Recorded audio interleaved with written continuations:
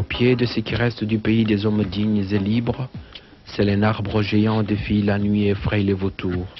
Rapace du pays maussi, je ne dirai jamais ton nom. N'oublie rien en chemin, le soleil ne se couche jamais, c'est l'homme qui s'éloigne de la lumière. C'est définir, c'est bien la chose la plus difficile. D'abord parce que l'on n'est jamais assuré de s'être cerné tel que l'on est.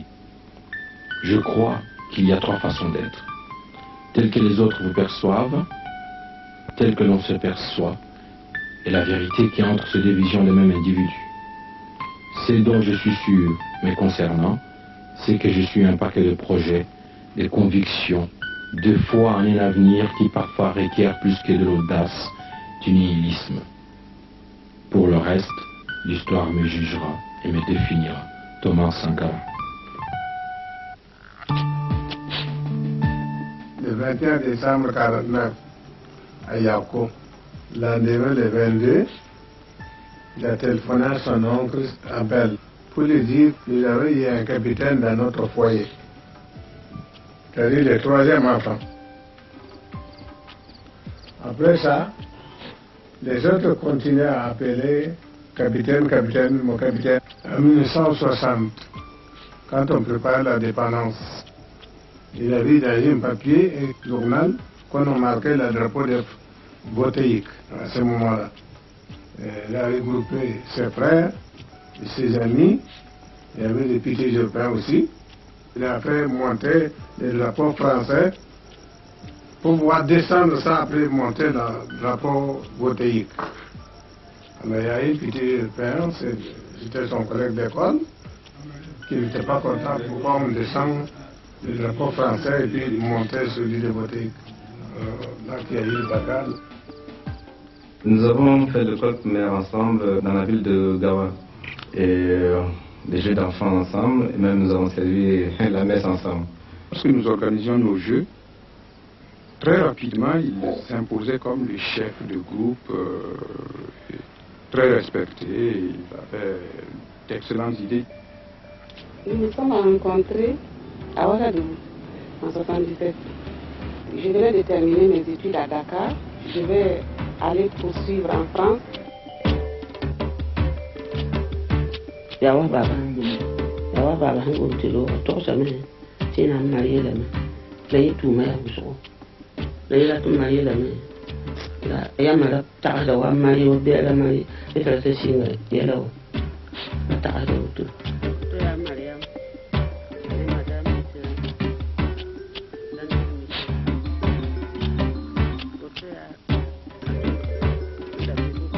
Quand il était à l'extérieur, il m'a écrit une lettre tout en disant il y a une demoiselle qui veut venir vous saluer.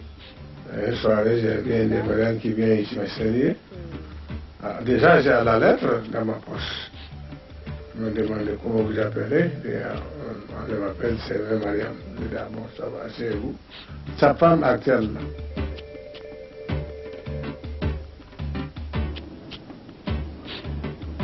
Mais ce qui m'a frappé en lui, c'était sa simplicité. Il était très simple, il était intelligent et puis très sensible. Nous sommes à la 119. Il était lieutenant, capot.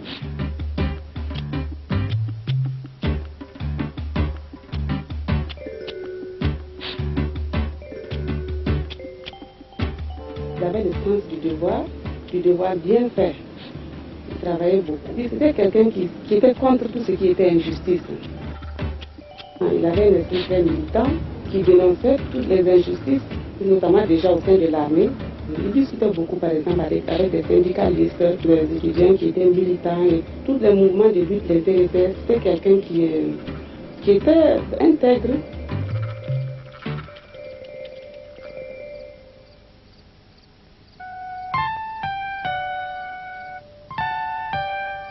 Et je suis devenu fonctionnaire, je suis parmi, dans ma population de mon pays, je suis parmi les 0,035% de ceux qui ont eu la chance d'être des fonctionnaires et d'avoir un salaire régulièrement. Est-ce que vous pensez que c'est normal que des gens comme moi soient régulièrement payés et que le reste de la population, des millions et des millions de personnes, soient dans la misère continue? non, cela n'est pas normal, et nous luttons contre cela, à commencer d'abord par les principaux dirigeants, le président, ses ministres et tous les autres responsables.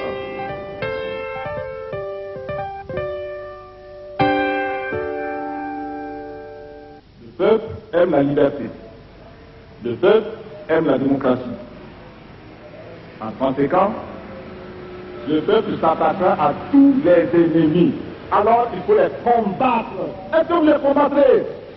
Est-ce que vous les combattrez? En avant pour le combat. Est-ce que vous êtes d'accord que nous maintenions dans notre administration des fonctionnaires pourris? Alors il faut les chasser. Nous les chasserons.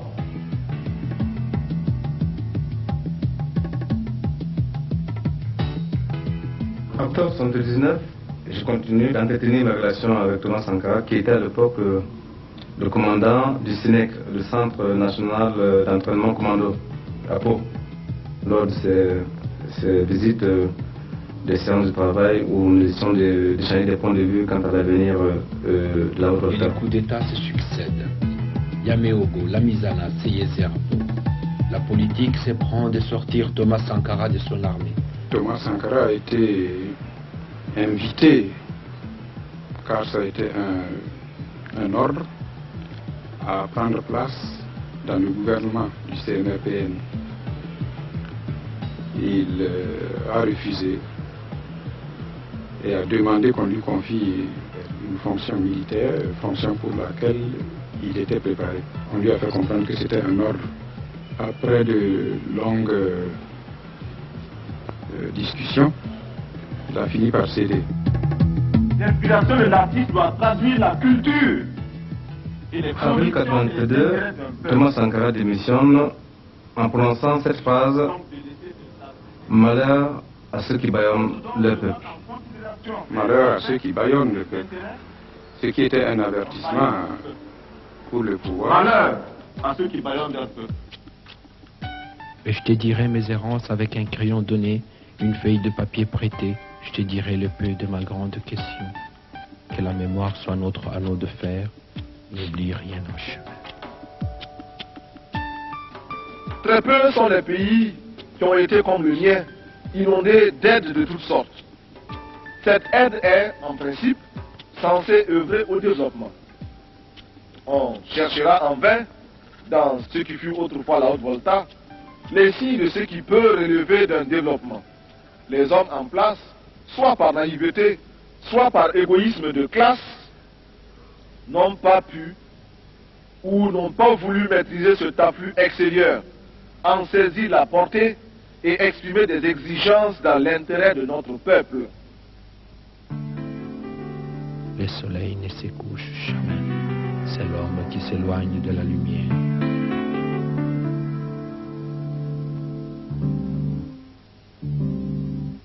Peuple de Haute-Volta, aujourd'hui encore, 4 août 1983, des soldats, sous-officiers et officiers de toutes les armes et de toutes les unités, dans un élan patriotique, ont décidé de balayer le régime impopulaire, le régime de soumission et d'aplatissement, mis en place depuis le 17 mai 1983 par le médecin commandant Jean-Baptiste Touré-Drago.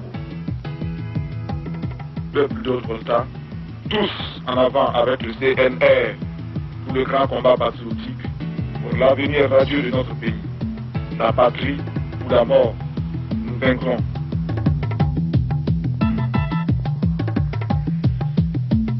Notre révolution signifie également donner à boire au peuple. Et nous avons réalisé des forages de puits partout à travers le territoire. Nous avons également réalisé des barrages. Ces barrages ne sont pas très grands. Vous n'allez pas penser que nous avons réalisé des barrages gigantesques dans le genre du barrage d'Assouan en Égypte. C'est trop grand pour nous. Mais c'est des tout petits barrages que les populations ont réussi à construire elles-mêmes, souvent en chargeant sur la tête les blocs de pierre, parce que nous n'avons pas de brouettes, nous n'avons pas de camion pour le faire. Et nous avons dû creuser à la main parce que nous n'avons pas de bulldozer, nous n'avons pas les machines, les caterpillars. Le sacrifice. Et ce sacrifice commence d'abord par les dirigeants eux-mêmes. Dans notre pays, il est interdit aux ministres de voyager par avion dans les classes premières. doivent voyager en classe économique. Nous avons supprimé les voitures de luxe et nous avons pris de toutes petites voitures pour nos ministres, lesquelles voitures sont économiques et permettent au peuple de récupérer les sommes ainsi économisées pour faire des dispensaires pour aider d'autres populations. L'analphabétisme. Nous sommes en train de construire de plus en plus d'écoles. Pour vous donner un ordre d'idée, de 1960 à 1983, c'est-à-dire depuis la date où la France, qui nous avait colonisés, a permis à notre pays d'accéder à l'indépendance jusqu'au début de la Révolution, nous avons pu mettre à l'école environ 12% des enfants. For children, written on the material of the dress. It's the calendar of vaccinations for young children, including polio, DPT,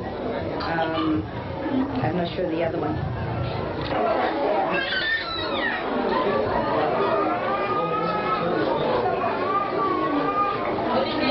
Nous avons conçu beaucoup de dispensaires. Nous avons vacciné les enfants contre les principales maladies, 4 principales maladies des enfants.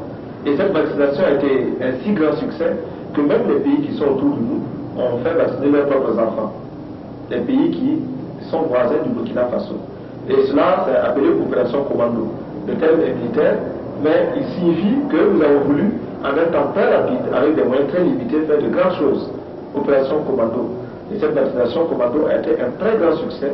Nous avons vacciné des millions et des millions d'enfants à très peu de frais. Nous encourageons l'aide qui nous aide à nous passer de l'aide. Mais en général, la politique d'assistance et d'aide n'a abouti qu'à nous désorganiser, à nous asservir et à nous déresponsabiliser. Nous avons choisi de risquer de nouvelles voies pour être plus heureux, rejetant de manière abrupte et définitive toutes sortes de dictats extérieurs pour créer ainsi les conditions d'une dignité à la hauteur de nos ambitions. Refuser l'état de survie, desserrer les pressions, libérer nos campagnes de l'immobilisme moyen enjeu ou d'une répression, démocratiser notre société, ouvrir les esprits sur un univers de responsabilité collective pour oser inventer l'avenir. Thomas Sankara est arrivé dans un paysage politique qui stagnait. On avait l'impression que les chefs d'État africains et tous les acteurs politiques africains avaient pris leur marque et tout était figé. Et c'est sur ces entrefaites qu'est arrivé Thomas Sankara, qui tout de suite a montré que pour l'Afrique, il y avait peut-être une troisième voie.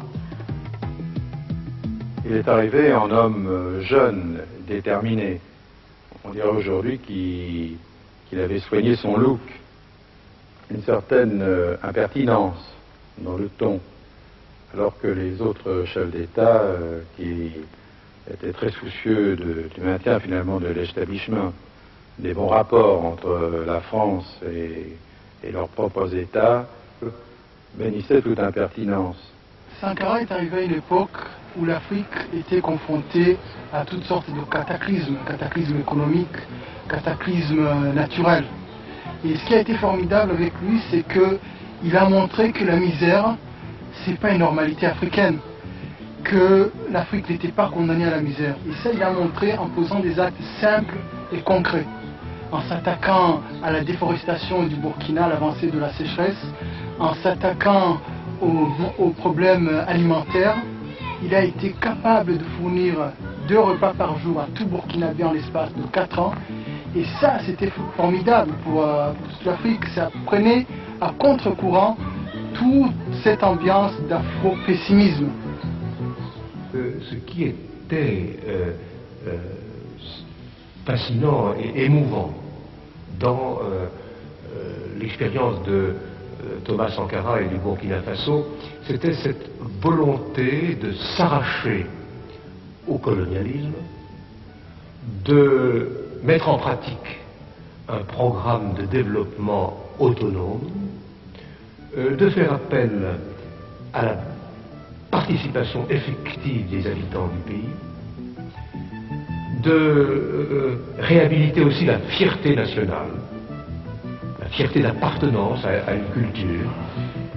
Je dirais qu'il était exactement tout ce qui manquait à l'Afrique. Ce courage, où on avait l'impression qu'il n'y avait plus rien à faire et que les gens s'étaient accommodés à leur sort, Il représentait aussi une jeunesse tout à fait pleine d'espoir par rapport aux vieux dinosaures qui hantent toujours le paysage politique africain.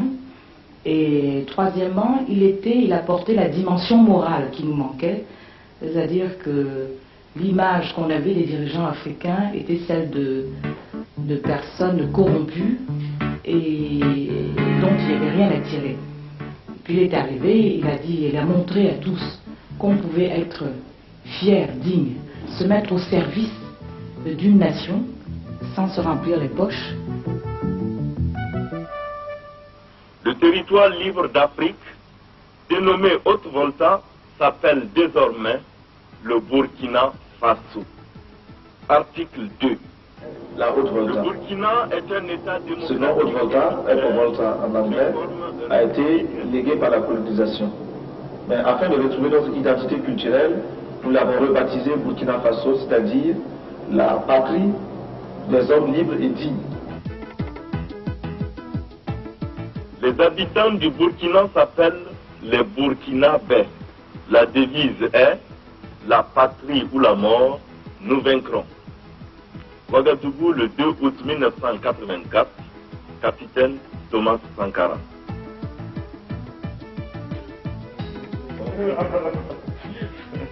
How are you? Fine. How you doing?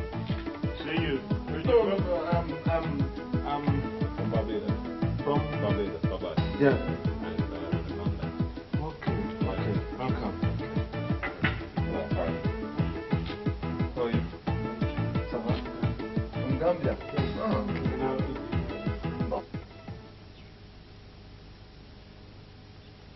Thomas Sankara était un homme très travailleur. C'est un homme révolutionnaire et nous comptons toujours sur lui.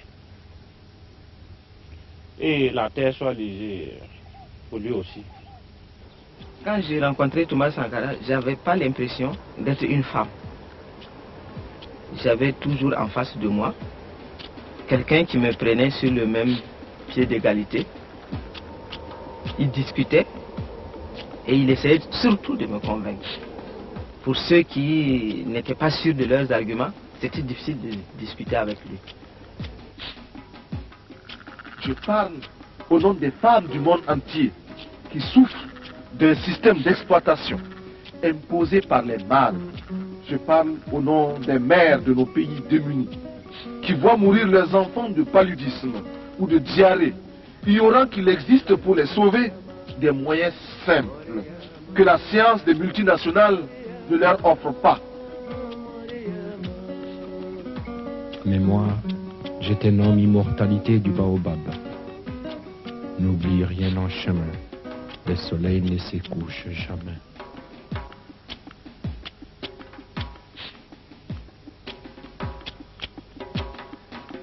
Nous avons honte quand nous entendons parler d'Africains qui achètent des châteaux en Europe ou qui déposent des gros comptes dans les banques en Suisse et ailleurs. C'est une honte. Pendant ce temps, beaucoup d'Africains sont là misérables. Donc, nous ne pouvons pas permettre cela. C'est pourquoi notre révolution, c'est aussi la lutte contre la corruption.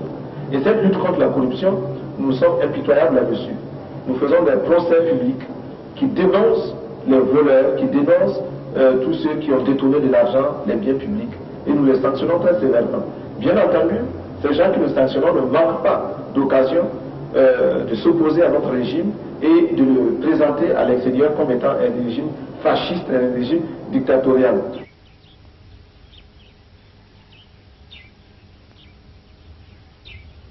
Je ne parle pas seulement au nom du Burkina Faso, tant aimé, mais également au nom de tous ceux qui ont mal quelque part. Je parle au nom de ces millions d'êtres qui sont dans les ghettos parce qu'ils ont la peau noire ou qu'ils sont de cultures différentes et qui bénéficient d'un statut à peine supérieur à celui d'un animal. Des soudards égorgent la liberté. Pour d'ébène en bandoulière, la Kalachnikov fratricide portée en galon des capitaines. La gloriole de leur crime appelle le crachat 15 fois. le 15e jour Est-ce que vous de êtes tous les d'accord si nous 10e maintenions mois. dans notre armée des militaires pourris? Alors il faut les chasser. Nous les chassons. Cela va nous coûter la vie peut-être. Mais nous sommes là pour prendre les risques. Nous sommes là pour oser. Et vous êtes là pour continuer la vie coûte que coûte.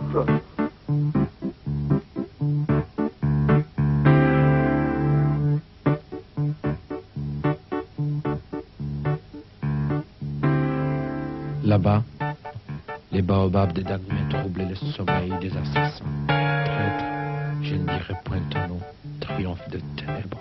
Horizon qui s'habille de lumière à 6 heures, écarlate sanguinaire à l'autre 6 heures. N'es-tu pas la seule